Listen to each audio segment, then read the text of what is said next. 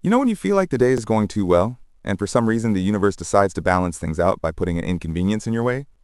Well, it was a sunny Saturday, one of those days when even going to the supermarket seems like a pleasant program.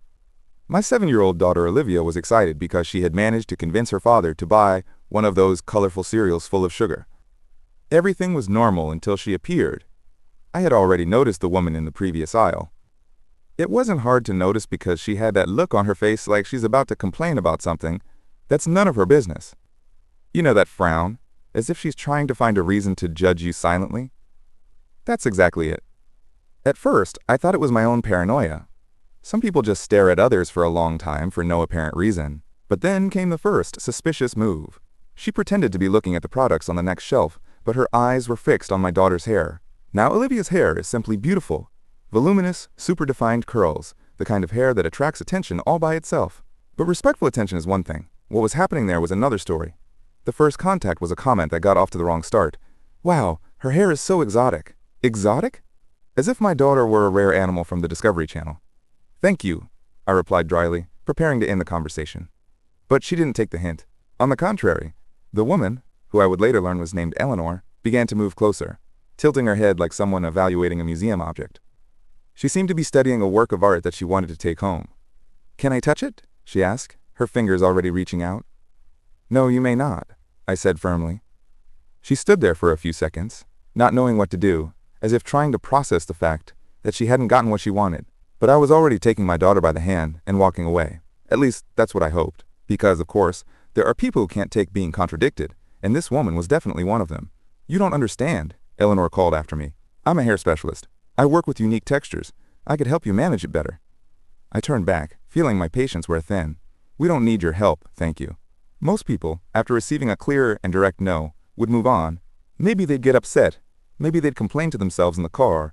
Maybe they'd even grumble in the WhatsApp group about their friends who've had the same haircut since 1998. But this woman? No. She just stood there, her eyes blinking too fast, as if her brain was having trouble processing the idea that not everything in the world was hers to take. I was already pulling Olivia towards the checkout when I heard the unmistakable sound of rapid footsteps behind us. You know that chill that runs down your spine when you realize that a situation that should be over isn't over yet? That's exactly what it was. "Hey, wait," she said in that voice of someone who is convinced she has something very important to say. If it had been any other day, I might have simply ignored her and gone on my way. But something about her insistence irritated me in a way that I couldn't ignore. I took a deep breath, mentally counting to 3 before turning around. Eleanor was standing there with her arms crossed and a look of pure indignation, as if I had denied her a constitutional right. "I just wanted to feel the texture, you know." "Do you have any idea how valuable hair like that is to people in my industry?" "Valuable?" I repeated, feeling a cold sensation creep up my spine. "What do you mean, valuable? Do you know how much people pay for natural hair extensions? Thousands, especially for hair with that texture and color." And that's when it clicked. This wasn't just about curiosity or rudeness. This was something far more disturbing. "And I've already said no," I replied firmly, feeling my patience dissolve faster than ice in a hot cup of coffee. She rolled her eyes, letting out an exaggerated sigh, the kind that only people who are very used to getting everything they want do. I could feel the gaze of some of the people around us starting to turn in our direction. The whole supermarket could have been watching. I didn't care. What I didn't know was that Eleanor was nowhere near giving up. If I'd known what she was going to do next, I might have handled it differently, but at that moment, I just wanted to finish my shopping and go home. Only she wouldn't let me, because some people don't just think they own the world, they also think they have the right to teach anyone who contradicts them a lesson. I should have smelled the chaos in the air. The way that woman looked at me, with a mixture of indignation and superiority, already indicated that she wasn't just going to accept defeat and get on with life like any normal person. But in my naivete, I thought the worst was over. I was wrong. After this scene in the corridor, I finally made it to the cash desk, already counting the seconds to get out of there. Olivia was quiet, clearly uncomfortable with everything. I was trying not to roll my eyes so hard that I dislocated something. That's when a deep voice behind me said, "That woman's been taking pictures of your daughter." I whirled around to find a man in his 30s with a stern expression watching me. He was tall, with a military-style haircut and the kind of build that suggested he could handle himself in a confrontation. "Who are you?" I asked, immediately pulling Olivia closer to me. "Marcus Reed," he said, flashing a private security badge. "I work loss prevention here, but I'm on break. That woman has been photographing your kid for the last 5 minutes, and I don't think it's because she thinks she's cute." I glanced in the direction he nodded and realized that Eleanor hadn't left. No, she was there at the end of the corridor with her cell phone in her hand. Our eyes met, and instead of looking away embarrassed at being caught, she smiled. It wasn't a friendly smile. It was calculating, predatory. The blood boiled in my veins. If before I was angry, now I was one step away from taking that shopping bag and using it to commit a crime. You want me to deal with her? Marcus asked, already taking a step forward. No, I said, though part of me wanted to let him loose on her. I'll handle it. I took a deep breath because I'm a responsible adult, and I couldn't just go around throwing cleaning products in strangers' faces. What do you think you're doing? I asked, walking up to her with firm steps. Eleanor, without a shred of shame on her face, smiled as if I was being dramatic. Just documenting. That hair is a perfect match for a client of mine. I'm willing to offer you $500 for a cutting. You want to buy my daughter's hair? I was incredulous. It's a common practice. Children's hair is the most valuable because it hasn't been damaged by chemicals. 7-year-olds especially. The follicles are perfect. Her eyes gleamed with an enthusiasm that made my skin crawl. I could go up to 1,000. The problem is that my daughter isn't an object, an experiment, an exotic accessory to satisfy the curiosity of inconvenient people or fill someone's wallet. The problem is that this kind of thing isn't a compliment. It's an invasion. And what's worse, Eleanor knew it. She just didn't care. Delete those photos. Now. My voice was shaking with anger. She looked at me like I was being unreasonable. You're making a scene over nothing. This happens all the time. Delete them or I'm calling security, I said, even though I knew Marcus was already watching us. Eleanor rolled her eyes again. I think that was the only physical activity she did. With an exaggerated sigh, she showed me the screen of her cell phone and, with all the disrespect in the world, deleted a few photos very slowly, as if she were doing me a big favor. That's it. Happy now? But I had seen her photo gallery. There were at least 20 pictures, and she deleted maybe 3. The rest too, I demanded. You're being ridiculous, she said, putting her phone in her pocket. I've already been more than accommodating. Before I could respond, Marcus appeared beside me. Ma'am, he said to Eleanor. Store policy prohibits photography of other customers without consent, especially minors. I need you to delete all photos, or I'll have to confiscate your phone and call the police. Eleanor's face changed. The smile disappeared, replaced by a cold stare. Fine, she muttered, pulling out her phone again. This time she deleted all the photos, making a show of it. Happy now? This is harassment, you know. I was just doing my job. Your job is stalking children? Marcus asked, his voice dangerously calm. Eleanor glared at him, then at me. You have no idea what you're throwing away. That hair could have paid for her college fund. Then she turned and stormed off. I thanked Marcus profusely, but he just shook his head. I don't like the look of that woman. Here, he handed me a business card. I do private security consulting on the side.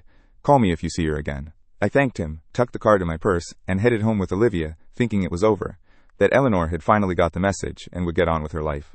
But some people don't know how to lose. Some people can't accept that the world doesn't revolve around them, and this woman? She was just getting started. I came home still boiling with rage. Olivia, poor thing, just wanted to forget what had happened and go back to being a normal child who doesn't have to deal with inconvenient adults in the market. And I wanted the same, I really did.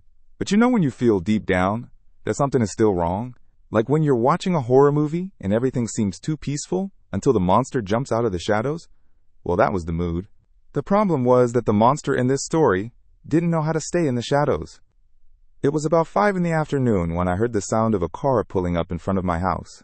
So far, so normal. What wasn't normal was the fact that when I looked out of the window, I saw Eleanor from the supermarket. Yes, she had come to my house. At first I thought it was a coincidence. Maybe she lived in the neighborhood, maybe she was just passing by. But then, with the straight face of someone who has never been contradicted in her life, she got out of the car and came straight to my door. Olivia, who was playing in the living room, looked at me with a confused expression. She recognized Eleanor instantly, and so did I. Only, unlike her, I didn't find it funny at all. Mommy, it's the scary lady, she whispered. I quickly pulled out my phone and called Marcus. To my relief, he answered right away. The woman from the store is at my house, I said quietly. What's your address? He demanded, and I could hear him already moving. I gave it to him, and he promised to be there in 15 minutes. But Eleanor was already at the door. The doorbell rang. Now, any sensible person who had been embarrassed in public, as she had been in the supermarket, would be embarrassed to look me in the face again. But not Eleanor, because apparently the no I said earlier didn't register in her brain database. I opened the door with all the calm in the world. Because I'm a polite person. Maybe too polite for my own good. She smiled. She smiled as if we were old acquaintances, who'd arranged to meet for coffee, and I had forgotten. You see, I was just very impressed by your daughter's hair. I didn't fully explain my proposition earlier, she said calmly. I run a boutique hair extension business. We specialize in natural hair, and your daughter's hair is exactly what my highest paying clients are looking for. She spoke as if she were discussing the chemical composition of a rare material, as if my daughter were an object of study. That's none of your business, I said. This time, my voice came out colder than I expected. I was no longer angry.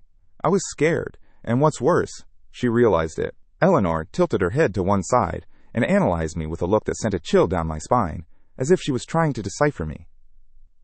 I'm prepared to offer you $5,000, she said, pulling out a checkbook. Cash, if you prefer. Just a small cutting from the back. No one would even notice. Are you insane? I blurted out. You're talking about my daughter's hair like it's a commodity. Everything has a price, she said with a shrug. $10,000 then. That's my final offer. The doorbell hadn't even gone cold, and I was already slamming the door in her face. But before the lock clicked, I heard it. You can't stop me forever. I know where you live now. And then I knew it wasn't over yet. Just when you think you've seen it all, someone comes along to prove that human stupidity knows no bounds. After the supermarket scene and the unwelcome visitor on my doorstep, I was on mental alert. But even so, I underestimated Eleanor's level of madness. I called the police immediately, but when they arrived 20 minutes later, Eleanor was gone. They took a report but didn't seem overly concerned. She didn't explicitly threaten you, one officer noted. Just keep your doors locked and call us if she returns. I was furious. So I have to wait until she actually does something to my daughter before you'll take this seriously? The officer looked uncomfortable. We'll drive by periodically to check on you, but there's not much else we can do at this point. After they left, my husband, who had been at work during the supermarket incident, suggested we stay with his parents for a few days, but I refused to be driven from my own home by this woman. We're not running away, I told him. That's exactly what she wants. He wasn't happy about it, but agreed to stay home from work the next day. That night, Olivia was asleep, and I was relaxing on the sofa trying to put the day out of my mind when the doorbell rang again. It was Marcus. Sorry it took so long, he said. Traffic was a nightmare. Is she still here?